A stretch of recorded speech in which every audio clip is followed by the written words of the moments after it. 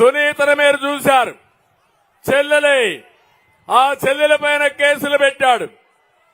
ఇంకో పక్క చంపిన అవినాష్ రెడ్డి అతనికి ఎంపీ సీట్ ఇచ్చి వాళ్ళ నాన్న సాక్షిగా అబద్దాలు చెప్పే పరిస్థితికి వచ్చాడు. ఇది కలియుగం అంటాడు. నేనదే అంటున్నా, మా కర్మ గాని ఆ రోజు గాని ఇలాంటి వాళ్ళు వస్తారని ఎవ్వరూ ఊహించలేదు.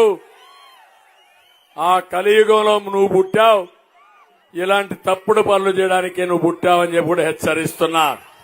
నిన్న ఒక పని జరిగింది తమ్ముళ్ళు. నా పేరుతో ఒక లెటర్ రాసి సోషల్ మీడియాలో పెట్టారు ఫేక్ ఫెలోస్. వైఎస్ఆర్ కాంగ్రెస్ నాయకులు పెడితే నేనేదో బీజేపీతో తాత్కాలిక పొత్తని ఒక ఫేక్ న్యూస్ పెడితే నేను చెప్పా, ఎదవల్లారా మీకు బుద్ధి లేదు, సిగ్గు లేదు, ధైర్యం అంటే ముందుకు వచ్చి మాట్లాడండి, ఈ ఫేక్ వార్తలు పెట్టొద్దన్నాను.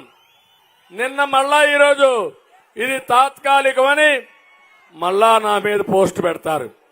అంటే మీరు గుర్తుపెట్టుకోవాలి, టెక్నాలజీ ఉపయోగిస్తున్నారు, తప్పుడు వార్తలు మీకు చేరేస్తున్నారు.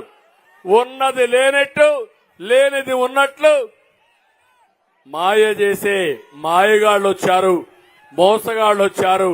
అందుకే నేను అడుగుతున్నా, ఇక్కడ అభివృద్ధి జరిగిందా? అభివృద్ధి కరువు ఉందా లేదా? మీకు తాగడానికి నీళ్లున్నాయని అడుగుతున్నా. ఇది వాస్తవనా కాదా? ఇక్కడ బిందెలతో ప్రదర్శన చేశారు, వాస్తవనా కాదా? కానీ అన్ని ఊర్లకు నీళ్లు ఇచ్చా, నా ముద్ర ఉంది. ఏంటి నీ ముద్ర?